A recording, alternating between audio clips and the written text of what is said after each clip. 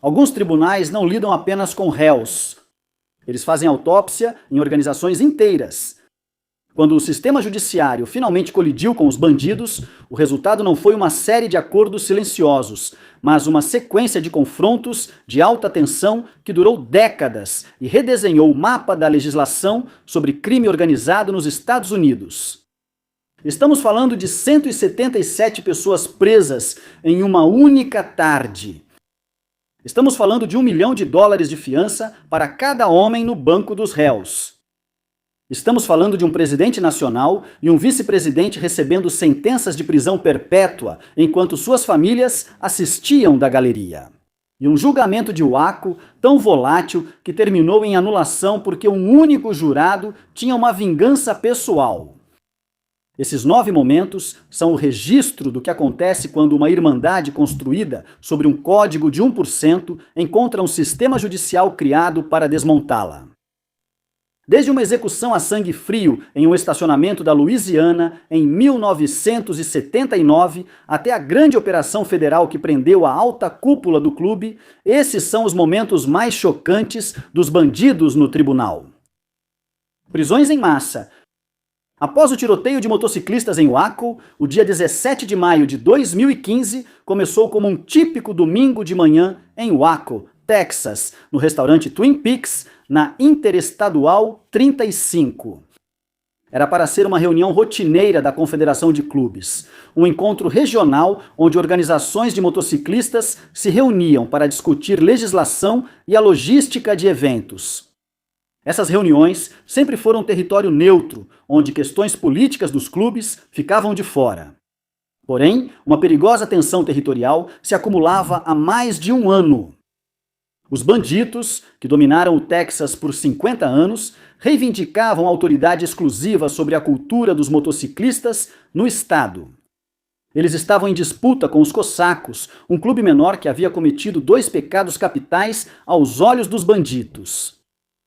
Eles começaram a usar um bottom rocker do Texas em seus coletes, reivindicando o território e se recusaram a pagar taxas para a confederação comandada pelos bandidos. As tensões já haviam aumentado com vários confrontos violentos ao longo de 2014. A polícia estava bem ciente da volatilidade. Naquele domingo, uma forte presença de policiais de Waco, agentes do xerife do condado de McLennan e policiais estaduais do Texas já estava posicionada do lado de fora, observando o restaurante antes mesmo da reunião começar. As versões sobre o que ocorreu depois divergem muito. Os bandidos alegaram que entraram em uma emboscada massiva e calculada. Os cossacos afirmaram que chegaram em grande número apenas para autoproteção, querendo mostrar que não podiam ser intimidados. As câmeras de segurança registraram o estopim. Jake Carrizal, presidente dos bandidos de Dallas, chegou com um comboio de 20 motociclistas. Ao chegarem, membros dos Cossacks no pátio avançaram para o estacionamento. Em segundos, uma discussão virou empurrão, depois um soco e então o primeiro disparo. O que se seguiu foram vários minutos de caos absoluto. O estacionamento e o pátio viraram uma zona de combate, onde um arsenal de armas foi usado. Pistolas, facas, socos ingleses, correntes, tacos e até um AK-47. Quando a intervenção policial acabou com a briga, 9 pessoas estavam mortas, 7 delas cossacos, e mais 20 ficaram feridas. Foi o confronto mais mortal entre clubes de motociclistas da história dos Estados Unidos. As consequências legais seriam tão históricas quanto a violência. Em poucas horas, o promotor do condado de McLennan, Abel Reyna, tomou uma decisão que surpreendeu a comunidade jurídica. Ele ordenou a prisão de todas as pessoas presentes na cena que usavam as cores dos clubes. Isso resultou em impressionantes 177 prisões. A operação não se baseou em evidências individuais de violência, mas apenas na presença de afiliação ao clube. A logística foi um pesadelo. A infraestrutura jurídica do condado foi instantaneamente sobrecarregada. 177 pessoas foram processadas, fichadas e acusadas com a mesma acusação. Envolvimento em atividade criminosa organizada. Cada réu enfrentava uma possível sentença de prisão perpétua e uma fiança inédita de US$ 1 milhão. Críticos e advogados de defesa, como Clint Broden, argumentaram que a promotoria havia invertido o sistema de justiça americano ao acusar primeiro e investigar depois. Os dados acabaram comprovando isso. Dos 177 presos, 154 foram indiciados. No entanto, em 2018, o escritório do promotor começou a arquivar as acusações em massa. Em abril de 2019, todos os casos restantes haviam sido arquivados. No final, a maior prisão de motociclistas em um único dia na história dos Estados Unidos resultou em 0 condenações estaduais pela violência. Apenas um caso, o de Jake Carrizal, chegou a ser julgado por um júri e terminou em anulação do julgamento. Apesar de recuperarem mais de 1.000 armas e presenciarem um massacre à luz do dia, a estratégia da promotoria de lançar uma rede ampla fez o esforço jurídico ruir sob seu próprio peso. 9 homens nunca voltaram para casa após aquela reunião de domingo de manhã, e suas famílias passaram 4 anos vendo a total falta de responsabilização nos tribunais do condado de McLennan. Enquanto os bandidos saíram praticamente ilesos da saga de Waco, uma sombra já se aproximava. Uma investigação federal separada, muito mais precisa, estava sendo preparada. US$ 1 milhão de fiança por pessoa. Por pessoa. A fumaça mal havia se dissipado do estacionamento do Twin Peaks quando a máquina judicial do condado de McLennan iniciou uma série de audiências de fiança que atrairiam atenção internacional. Em uma medida sem precedentes, os juízes locais ignoraram a prática padrão de avaliação individualizada de risco. Em vez de considerar o histórico criminal de cada réu, seus vínculos com a comunidade ou o nível específico de envolvimento no tiroteio, o tribunal emitiu uma ordem geral. O preço da liberdade foi fixado em US$ 1 milhão por pessoa. Pessoa. Esse valor foi aplicado com total uniformidade para todos. Não importava se o réu era um oficial de alto escalão dos bandidos ou apenas um membro almoçando no restaurante quando os tiros começaram. Ao impor uma fiança de US$ 1 milhão para todos os 177 detidos, o tribunal efetivamente mudou o cenário legal de inocente até que se prove o contrário para um estado de detenção funcional antes do julgamento. No sistema de justiça americano, a fiança é constitucionalmente exigida como uma determinação individual. É um cálculo projetado para garantir o retorno do réu ao tribunal, ao mesmo tempo em que equilibra a segurança da comunidade. O que aconteceu em Waco, no entanto, foi um desvio desse princípio. Para a grande maioria dos motociclistas, uma fiança de US$ 1 milhão era um obstáculo impossível. Mesmo usando um agente de fiança, seria necessário pagar uma taxa em dinheiro de US$ 100 mil, não reembolsável. Uma quantia muito além do alcance da maioria dos trabalhadores de classe média que foram pegos na operação. Os advogados de defesa imediatamente iniciaram uma onda de contestações constitucionais. Eles argumentaram que usar a fiança como ferramenta para detenção em massa era uma violação do devido processo legal e que a 8ª emenda proíbe explicitamente fianças excessivas. Eles apresentaram clientes com ficha limpa, empregos estáveis e raízes profundas em suas comunidades, mas a resposta inicial do tribunal continuou rígida. A mensagem era clara. O Estado pretendia tratar o massacre de Waco como um ato coletivo de guerra, onde cada pessoa com as cores era igualmente perigosa. Essa estratégia revelou uma falha fundamental na abordagem da promotoria. Ao precificar a liberdade de cada indivíduo na mesma taxa exorbitante, o sistema sinalizou que ainda não havia diferenciado entre os atiradores e os espectadores.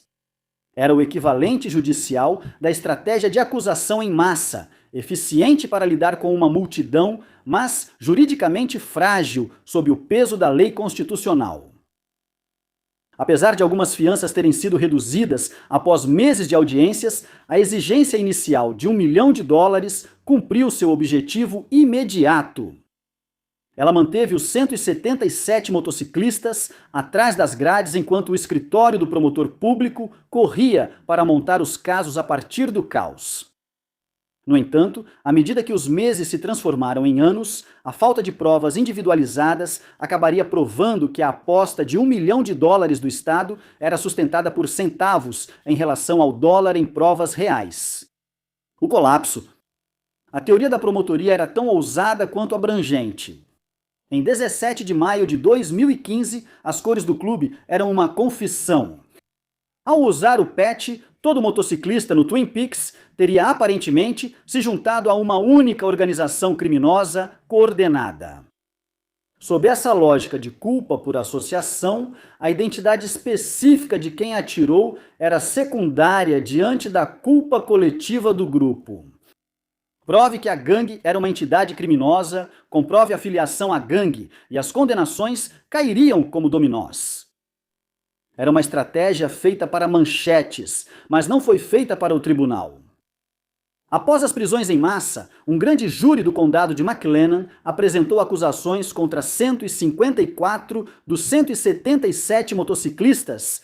Os documentos eram praticamente cópias carbono uns dos outros, com a mesma linguagem padrão e a mesma acusação que mudava a vida: envolvimento em atividade criminosa organizada. Aplicada a todos, desde o mais endurecido executor até o entusiasta casual. Sentado no pátio. Foi a acusação contra motociclistas mais ambiciosa da história americana, mas se baseava em uma falha estrutural que acabaria desencadeando um colapso sistêmico total. A lei do Texas, assim como o sistema de justiça americano em geral, exige provas individualizadas.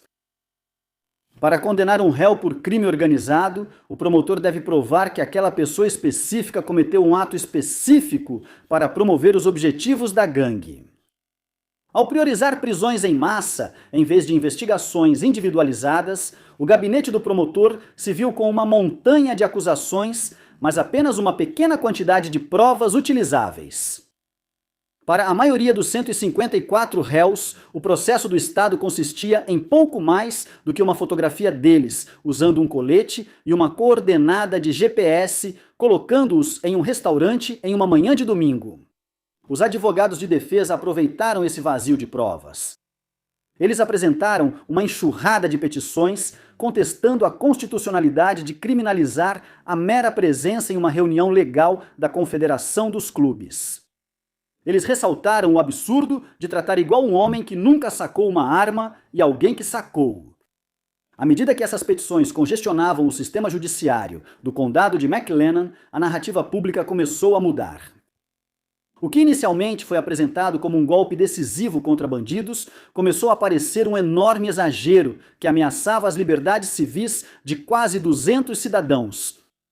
No início de 2016, as rachaduras se transformaram em fissuras. O promotor Abel Reina foi obrigado a admitir que dezenas de casos não tinham provas suficientes para avançar. A primeira leva de arquivamentos funcionou como uma admissão silenciosa de que a teoria original era insustentável. O ímpeto parou completamente em outubro de 2017, durante o julgamento de Jake Carrizal, o presidente dos Bandidos de Dallas. Como o caso de teste para a teoria da promotoria, ele deveria validar toda a estratégia. Após semanas de depoimentos, o júri não chegou a um consenso. O consequente julgamento anulado foi o golpe de misericórdia para as acusações de Waco. O pano caiu de vez em abril de 2019. Um novo promotor distrital, Barry Johnson, que fez campanha em defesa da responsabilidade fiscal e legal, arquivou os 24 casos restantes. A avaliação dele foi direta. Continuar seria um desperdício de tempo, esforço e recursos. O resultado final foi uma condenação contundente do próprio processo. 154 pessoas, indiciadas um julgamento anulado e 0 condenações.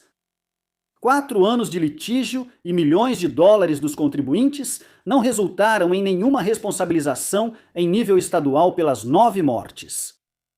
Para as famílias dos falecidos, não houve justiça. Para os motociclistas, não houve exoneração formal. Apenas o cansaço de anos passados sob a sombra de uma sentença de prisão perpétua. Os processos estaduais de Waco ficaram como um alerta para as faculdades de direito, um lembrete de que, quando um sistema tenta provar que todos são culpados ao mesmo tempo, muitas vezes acaba não provando nada. Jeff Pike, líder no banco dos réus. Jeff Pike não parecia o presidente nacional de uma das organizações criminosas mais temidas dos Estados Unidos. Ele era um homem magro, com corte de cabelo militar, que morava em um terreno isolado de 2 hectares nos arredores de Conroe, ao norte de Houston. Ele mesmo havia construído a casa.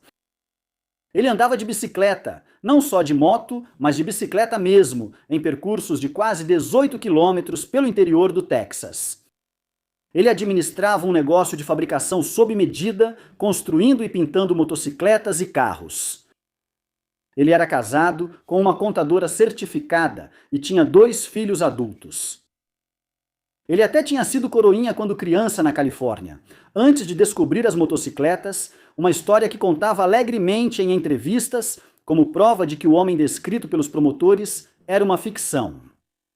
Apesar dessa aparência comum, Pike foi presidente nacional da Organização de Motociclistas Fora da Lei.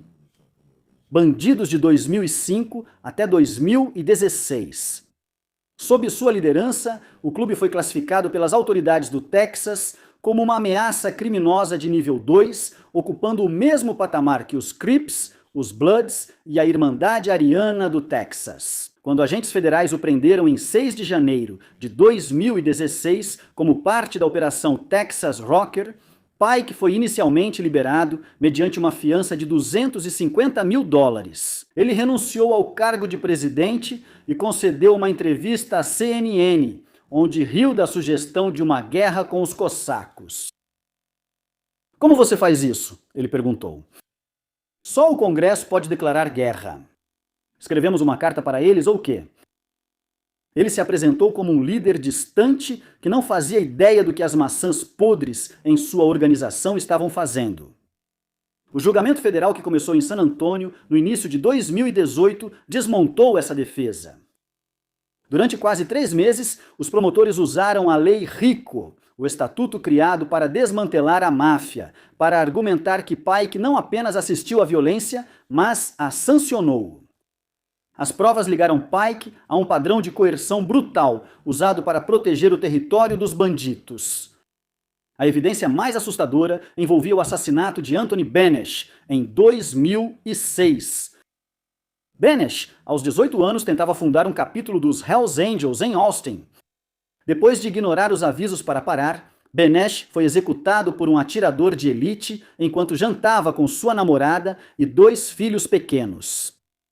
Os promotores provaram que a ordem para matar um homem por invasão de território veio diretamente do topo da hierarquia dos bandidos. Além disso, enquanto Pike estava em casa se recuperando de uma cirurgia durante o tiroteio em Waco, gravações reproduzidas para o júri mostraram que ele deu sinal verde ao seu vice-presidente, John Portillo, para entrar em guerra com os cossacos. Os promotores argumentaram que Pike criou conscientemente uma forma plausível de negar envolvimento ao dizer aos subordinados para lidarem com a violência enquanto ele virava as costas. O advogado de Pike, o lendário Dick de Daggering, argumentou que os bandidos eram apenas uma confraria de entusiastas de motocicletas e que Pike não podia controlar cada membro renegado. O júri discordou. Em 17 de maio de 2018, exatamente 3 anos após o massacre de Waco, eles consideraram Pike culpado em 13 acusações, incluindo extorsão, assassinato e conspiração. Em 26 de setembro de 2018, aos 63 anos, Jeffrey Faith Pike foi condenado à prisão perpétua em uma penitenciária federal, mais 10 anos sem possibilidade de liberdade condicional. O homem, que se dizia pai de família e andava de bicicleta em Conroe, foi avisado de que morreria preso. Sua esposa manteve sua inocência até o fim, mas o tribunal decidiu que o ex-coroinha era o arquiteto de um império de violência. João Portillo, o primeiro julgamento. Se Jeff Pike era o rosto distante e bem apessoado da acusação federal contra os bandidos, o vice-presidente nacional, João Xavier Portillo, era o motor por trás dela. Nascido em San Antônio em 1959, Portillo não refletia a personalidade de coroinha de Pike. Ele era um líder operacional profundamente envolvido na rotina diária do clube. A imposição territorial, as redes de distribuição de drogas e as decisões letais necessárias para manter o status dos bandidos como os reis do Texas. O caso federal contra Portillo, originado da Operação Texas Rocker, que durou 23 meses, foi devastador porque o colocou no centro da violência. Enquanto Pike foi condenado por autorizar assassinatos à distância, Portillo foi ligado à coordenação direta dos atentados. O júri o considerou culpado pelo assassinato de Anthony Benesch por um atirador de elite em 2006, mas Portillo carregava um peso adicional que Pike não tinha: o assassinato de Robert Lara em 2002. Esse assassinato foi um exemplo clássico do código interno de olho por olho do clube. Depois que um membro dos bandidos chamado Javier Negrete foi morto em um ataque a tiros feito de dentro de um carro em 2000 e um Portillo supostamente orquestrou a execução de vingança de Lara no condado de Atascosa. Não era apenas uma rivalidade de rua. A promotoria provou que foi uma execução organizada, ordenada pelo vice-presidente e realizada por membros agindo sob sua autoridade. Depois houve as escutas telefônicas. O júri ficou sentado em um tribunal de San Antônio e ouviu a própria voz de Portillo desmontar sua defesa. Em uma das gravações, a ordem de Portillo em relação aos cossacos era inconfundível. A gente não vai brincar com eles, os cossacos, cara. Está valendo. Nosso pet, nosso clube, está em guerra com esses filhos da mãe. O principal é que as fitas flagraram Portillo, explicando como estava construindo uma possibilidade plausível de negar envolvimento para o chefe. Ele disse a um outro membro que tinha instruído o cara em Houston Pike a virar as costas para o conflito que estava por vir. Era uma rara gravação em tempo real da sucessão de comando de uma organização criminosa enquadrada na Lei Rico e sua estratégia para escapar da responsabilização legal, reproduzida para um júri 3 anos depois. A defesa de Portillo alegou que as gravações eram bravatas de motoqueiros, simples conversa fiada, sem configurar conspiração criminosa. O júri não acreditou nisso. Em 17 de maio de 2018, eles retornaram com uma série de veredictos de culpa. Crime organizado, várias acusações de homicídio para favorecer o crime organizado, tráfico de drogas e acusações relacionadas a armas. Em 24 de setembro de 2018, o juiz sênior do Tribunal Distrital dos Estados Unidos, David Ezra, proferiu uma sentença que sinalizou a total decapitação da liderança do clube. Portillo foi condenado a 2 penas de prisão perpétua consecutivas, mais 20 anos adicionais. A natureza consecutiva das penas de prisão perpétua significava que, mesmo teoricamente, não havia nenhum caminho matemático para a liberdade. Além disso, o juiz ordenou a apreensão da motocicleta de Portillo, suas armas de fogo e quase $18 mil em dinheiro. O contraste nas sentenças, prisão perpétua mais 10 anos para Pike contra dupla prisão perpétua mais 20 anos para Portillo, foi um reconhecimento judicial da proximidade.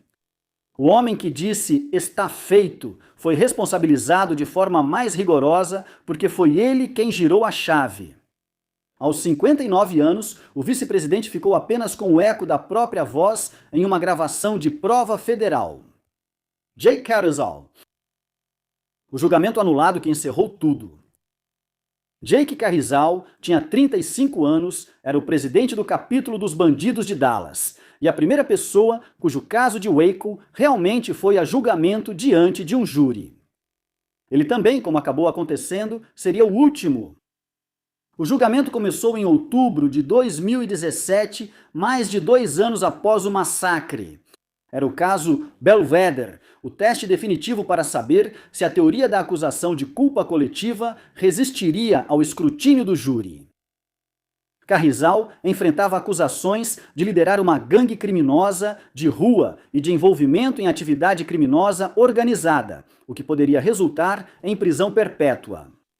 A estratégia da acusação era apresentar Carrizal como um comandante tático. Eles apresentaram provas de que ele havia instruído os membros a trazerem suas ferramentas, código dos motociclistas para armas de fogo, a viajarem em grupos e a deixarem suas esposas em casa. Para o Estado, essas não eram palavras de alguém indo a uma reunião. Eram ordens operacionais para uma batalha iminente. Quando Carrizal chegou ao Twin Peaks, em um comboio de 20 homens, a promotoria argumentou que sua própria presença era um ato de agressão premeditada. A defesa, liderada pela advogada Casey Guthrow, rebateu com uma narrativa de legítima defesa. Ela argumentou que os cossacos eram os verdadeiros instigadores, chegando em grande número, usando coletes à prova de balas, prontos para emboscar os bandidos antes mesmo que eles pudessem estacionar suas motos. Chegou o momento crucial do julgamento. Jake Carrizal subiu ao banco das testemunhas. Durante 2 dias de depoimento, Carrizal foi comedido e consistente. Ele descreveu o terror do tiroteio, os clarões dos disparos, a cena de seu pai sendo baleado no ombro e sua própria decisão de disparar seu revólver Derringer 2 vezes contra um Cossack que atirava nele. Ele afirmou que seus preparativos para uma batalha eram apenas protocolos padrão de segurança para grandes encontros. Ele definiu uma linha clara ao júri. Ele era um bandido, não um criminoso. O contra-interrogatório terminou com uma pergunta bombástica. O promotor Michael Jarrett perguntou se Carrizal morreria pelo emblema do seu clube. Carrizal não vacilou. Eu morreria usando ele. Espero ser enterrado como integrante dos bandidos. Foi um momento de autenticidade crua que provou ou seu fanatismo perigoso ou sua lealdade inabalável, dependendo do jurado. O júri deliberou por 14 horas ao longo de vários dias, mas o processo saiu dos trilhos de uma forma que ninguém esperava. O bilhete do presidente do júri revelou falha fatal no corpo de jurados. Um jurado, identificado como Sr. P, confessou aos outros jurados que tinha experiência pessoal prévia com os cossacos.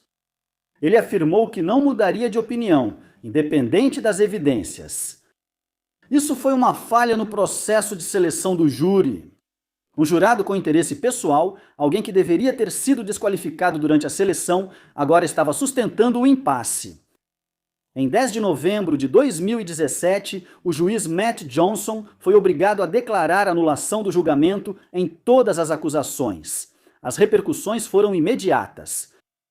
O fracasso em condenar o presidente de Dallas, o caso individual mais forte do estado, sinalizou que as 154 denúncias restantes eram juridicamente vazias. Em abril de 2019, o novo promotor público arquivou todos os casos restantes. O julgamento anulado de Carrizal não provou a inocência, mas provou a incapacidade do Estado de chegar a um veredicto. Após 5 semanas de depoimentos e 4 anos de manobras jurídicas, o Estado do Texas gastou milhões de dólares para não provar absolutamente nada. O problema da vigilância. A história jurídica dos bandidos serve como uma verdadeira aula sobre a mecânica das provas. 2 operações massivas, uma estadual e outra federal, utilizaram as mesmas ferramentas do policiamento moderno: câmeras, informantes e gravações de áudio. No entanto, elas produziram resultados diametralmente opostos. O contraste entre o colapso em Waco e as condenações em San Antônio revela exatamente a linha entre uma acusação que funciona e uma que não funciona. As acusações estaduais em Waco estavam apoiadas em uma montanha de provas físicas. O estacionamento do Twin Peaks era uma cena de crime em alta definição, coberta por câmeras de segurança do restaurante e tomada por policiais antes mesmo do primeiro tiro ser disparado. Os investigadores catalogaram mais de 1.000 armas, incluindo um AK-40 e 7, e fizeram a perícia balística relacionada a 9 mortes. Eles tinham centenas de testemunhas e milhares de fotografias. O que eles não tinham era especificidade. As imagens de vigilância capturaram um mar de coletes em movimento e um borrão de violência, mas raramente capturaram um réu específico, cometendo um ato letal específico, com clareza suficiente para superar a dúvida razoável. Ao priorizar uma prisão em massa, o Estado acabou com evidências que eram amplas, mas superficiais. Isso provou que houve um motim, mas não conseguiu provar quais dos 177 indivíduos eram os manifestantes, os atiradores ou os espectadores. No julgamento de Carrizal, essa lacuna permitiu que a defesa conseguisse reinterpretar as ordens de batalha como precauções de segurança, levando a um impasse do qual a promotoria nunca conseguiu se recuperar. A Operação Texas Rocker, a investigação federal sobre a liderança nacional, funcionou com o princípio oposto. Ela foi restrita e profunda. O FBI e a DEA não esperaram por um tiroteio para começar a fazer prisões. Eles passaram 23 meses construindo um mapa digital e humano da hierarquia dos bandidos. A vigilância deles não focava no estacionamento. Ela estava focada no cérebro da organização. Eles usaram grampos telefônicos de longo prazo para capturar a voz do vice-presidente John Portillo, não apenas reagindo à violência, mas orquestrando-a. Essas gravações forneceram a prova irrefutável que Waco não tinha. Portillo declarando explicitamente guerra, discutindo o fundo de defesa legal para essa guerra e detalhando como dar ao presidente Jeff Pike uma forma plausível de negar envolvimento. Essa abordagem cirúrgica permitiu aos promotores federais ligar os pontos ao longo de décadas. A vigilância não se limitou ao conflito com os cossacos. Ela revelou o ataque de sniper contra Benish em 2006 e o assassinato de Lara em 2002, enquadrando-os como ações organizacionais deliberadas de cima para baixo em vez de incidentes isolados. Para um júri, uma gravação de um líder discutindo um assassinato é infinitamente mais poderosa do que um vídeo granulado de 100 homens brigando. O fracasso em Waco provou que, no sistema jurídico americano, ser membro não é substituto para a culpa individual. Você não pode condenar uma multidão pelas ações de alguns sem provar exatamente quem são esses poucos. O sucesso federal provou que, se você tiver paciência para registrar as ordens que estão sendo dadas, a própria hierarquia se torna a prova. O Estado tentou encurtar o processo tratando a presença como participação e perdeu. Os federais investiram 2 anos documentando a culpa individual e conseguiram 2 das sentenças mais severas da história dos processos contra motociclistas. No final, as câmeras no Twin Peaks registraram o caos, mas as escutas federais registraram o crime. William Wheeler Light, prisão perpétua. A trajetória jurídica dos bandidos costuma ser marcada por sua grandeza. 177 prisões, 154 acusações formais e julgamentos federais de Rico que duraram vários meses. Mas, enquanto os casos de Waco e San Antonio consumiram anos de recursos jurídicos e geraram manchetes internacionais, o caso de William Wheeler Light foi definido por uma brevidade assustadora. Ele ocupou apenas uma sala de audiência em Shreveport, Louisiana, e terminou com uma finalidade que as acusações modernas mais ambiciosas nunca conseguiram alcançar. Os fatos de 21 de julho de 1979 estão desprovidos da política organizacional complexa vista nos julgamentos de Pike ou Portillo. Era um sábado à noite no Charles Lounge, na rua 71. Lá dentro, uma despedida de solteiro estava acontecendo para um amigo de Ronald U. L., Ronnie Dean, um policial de patrulha de Shreveport de 33 anos e veterano de 4 anos na força. Também estavam presentes membros dos bandidos. A violência que se seguiu não foi uma briga de bar nem uma disputa por impulso. Quando Dean saiu da festa e sentou em seu carro, Wheeler Light o seguiu até o estacionamento. Light se aproximou do carro e atirou em Dean pela janela, atingindo sua cabeça. O policial Dean morreu em seu carro em sua noite de folga, durante uma comemoração para um amigo. O motivo revelado no tribunal foi uma expressão fria e pura do Código dos Fora da Lei: retaliação. Dean não prendeu Light. Ele nem sequer teve contato com os motoqueiros naquela noite. Mas em algum momento de sua carreira, o nome de Dean foi associado à prisão de um companheiro bandido. Na contabilidade interna do clube, esse ato profissional criou uma dívida pessoal. Naquele sábado à noite, Light decidiu que era hora de cobrar. Este caso representa um tipo específico de terror institucional que difere dos ataques estratégicos de líderes como Maurice Buchet. Enquanto Boucher buscava desestabilizar um sistema, as ações de Light foram uma demonstração do alcance do clube na vida privada das forças de segurança.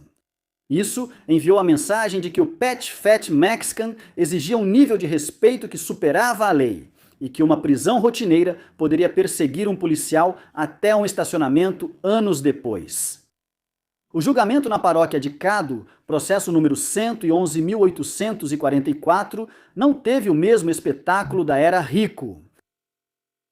Não houve operações de vigilância de 23 meses, nem mapas complexos de hierarquia criminosa.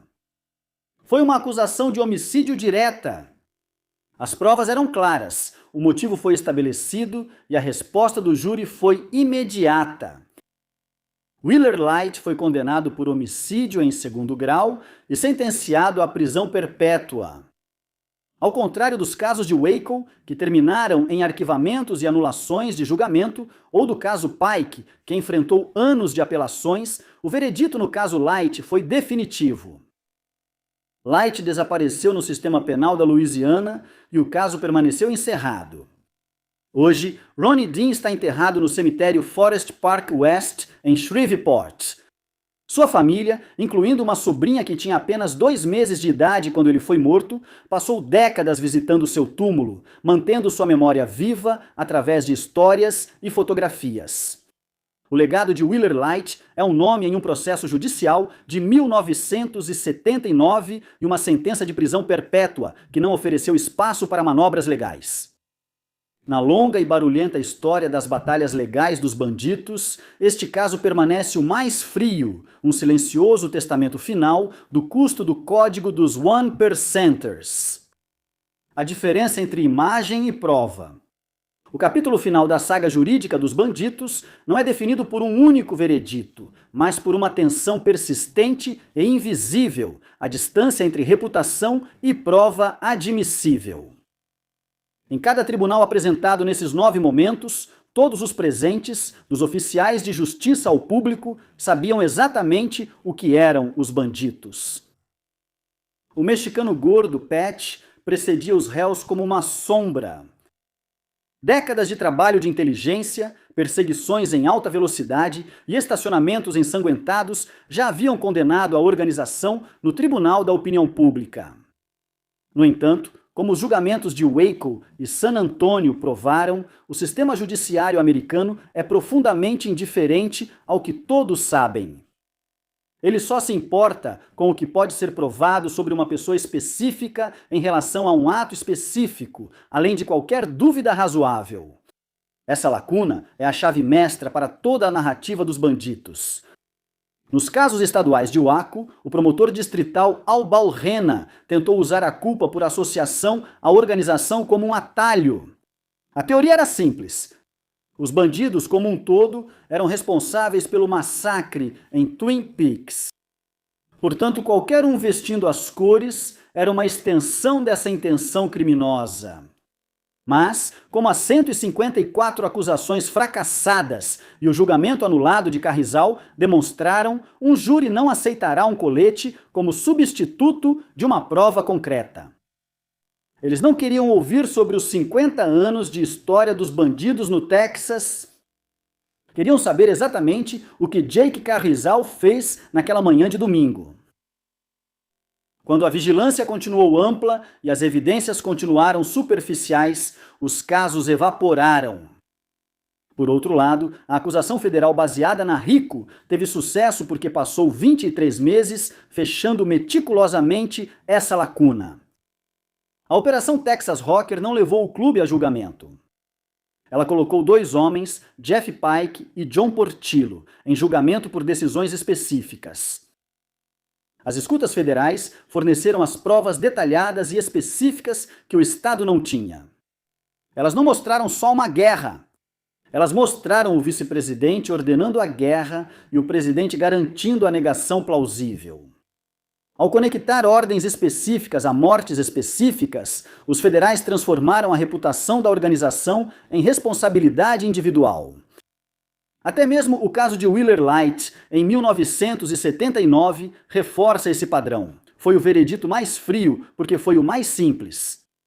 Não havia nenhuma teoria organizacional complexa para desvendar, nem uma massa de 177 réus para analisar.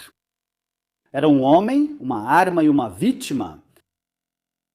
Ao focar no ato individual, em vez da imagem do clube, a promotoria do condado de Caddo alcançou uma conclusão que o esforço multimilionário de Waco nunca conseguiu. Ao longo desses 9 momentos, a violência nunca esteve em questão.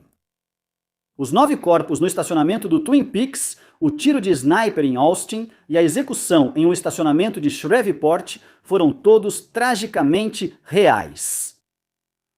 Mas a lei é uma máquina que exige um combustível específico.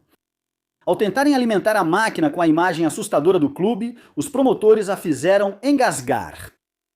Quando alimentada com comandos gravados e ações documentadas, ela gerou sentenças de prisão perpétua. Os bandidos continuam sendo uma força dominante no mundo fora da lei. Seu brasão ainda carrega o peso de 5 décadas de desafio. Mas como o histórico deles nos tribunais revela, reputação não é condenação. A diferença entre o que se sabe nas ruas e o que o tribunal pode provar continua sendo o único espaço onde um fora da lei pode sobreviver e o único lugar onde a lei, se for paciente o suficiente, pode finalmente encerrar a história. Encerrando, os bandidos já passaram por mais tribunais americanos do que muitas organizações criminosas têm de membros. O registro que deixaram não era desejado por nenhum dos lados. A promotoria queria condenações. Eles conseguiram 177 prisões que praticamente não resultaram em responsabilização em nível estadual. Um julgamento anulado por causa da ligação prévia de um jurado com o clube adversário. E 4 anos de casos que desmoronaram sob o peso de uma estratégia que priorizou a rapidez em vez das provas. Eles também receberam 2 sentenças de prisão perpétua, uma delas dupla, proferidas em um tribunal federal de San Antônio após 23 meses, do tipo de investigação paciente, específica e documentada que a acusação de Waco nunca foi. A defesa buscava absolvição, mas não conseguiu. Acusações arquivadas não significam inocência. Julgamento anulado não é absolvição. Sair de um tribunal porque o Estado não conseguiu provar seu caso não é o mesmo que o Estado estar errado sobre você. 9 pessoas morreram em um estacionamento no Texas em uma manhã de domingo e ninguém jamais foi condenado por essas mortes no âmbito estadual. 2 homens que lideraram a organização responsável por anos de violência em todo o Texas vão morrer em uma prisão federal. Wheeler Light atirou em um policial pela janela de um carro durante uma despedida de solteiro e foi condenado à prisão perpétua, sem redução da pena. A história dos bandidos nos tribunais é um estudo sobre a diferença entre o que todos sabiam e o que a lei exigia que fosse provado. Às vezes essa diferença engolia tudo. Às vezes, ela era fechada de forma tão completa que nenhum recurso conseguiu mudar o resultado.